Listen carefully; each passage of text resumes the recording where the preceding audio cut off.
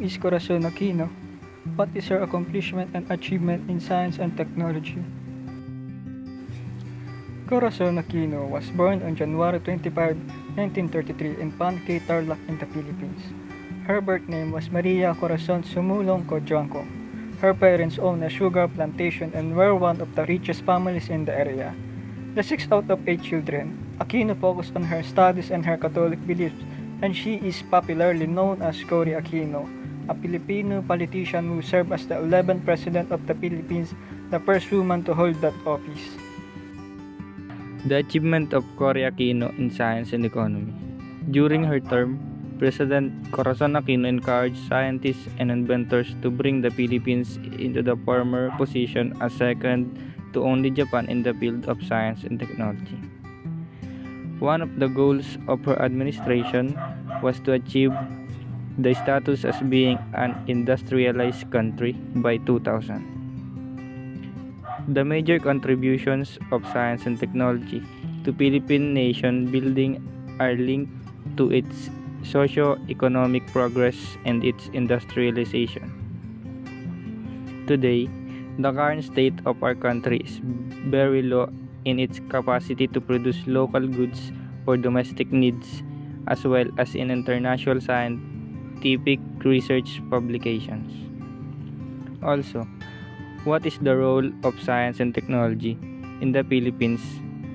The Department of Science and Technology, or DST, in the Philippines is a government agency that tasked with overseeing and managing national technology development and acquisition, undertaking technological and scientific research, and promoting public consciousness of science and technology. Science and technology accomplishments of President Corazon Aquino administration. The National Science and Technology Authority was replaced by the Department of Science and Technology, giving SNT a representation in the cabinet. Under the medium-term Philippine Development Plan for the years 1987 to 1992, SNT's role in the economic recovery and sustained economic growth was highlighted. In the 1990 SONA, Aquino announced that SNT development shall be one of the top 3 priorities of the government towards an economic recovery. In 1988, Aquino created the Presidential Task Force for Science and Technology, which came up with the first Science and Technology Master Plan, or STMP. The goal of STMP was for the Philippines to achieve newly industrialized country status by the year 2000. Aquino encouraged scientists and inventors to bring the Philippines to its former position as second to Japan in the field of SNT. Aquino encouraged the private research sector to form a stronger bond with the public research to help jumpstart the progress in the area of Philippine research and development. The contribution of Cory Aquino. Corazon Aquino was the most prominent figure of 1986 People Power Revolution, which ended the 20-year rule of President Ferdinand Marcos. She was named Time Magazine's Woman of the Year in 1986. Prior to this, she had not held any elected office. What are the policies of science and technology?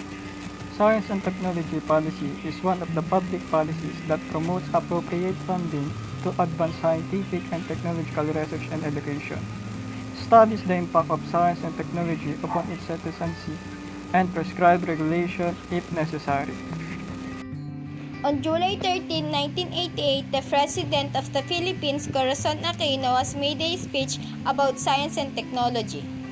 The President exhorted the scientists to recapture some measure of fair farmers' eminence in science and technology in Asia. In this respect, government's role is to encourage technological innovation by the private sector through the formation of the incentives. Science and technology in your country is in the same state of the neglect as in all developing countries which distribute restriction. The neglect is the greater than anywhere else. Yet 20 years ago, we were second only to Japan in scientific and technological know-how in Asia. The challenge is clearly we must recapture some measure of fair farmers' eminence in those fields if never your farmer's ranking. The key to progress is science and its technological application. The history of the developed economics of the world prove this, and the lesson is underscored by the history of the emergence of the newly industrialized countries.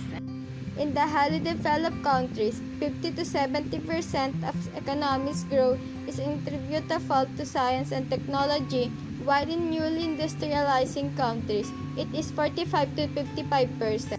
We have made it our goal to achieve the status of a newly industrialized country by the year 2000. This will require a consistent minimum 10% growth rate in GNP until the year. Only science and technology can help us achieve that.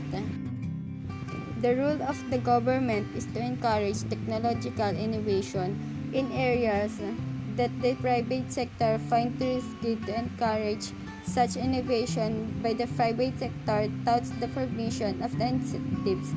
The private sector today accounts for the only 10 to 15% total research and development. This is not enough. We must forge a closer bond between public research and private industry to make up for the slack.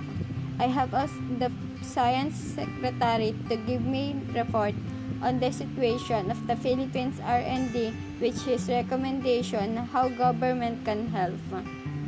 Meanwhile, we commend the members of the science and technology community for their help in spreading awareness of their critical role in development. Thank you and good day.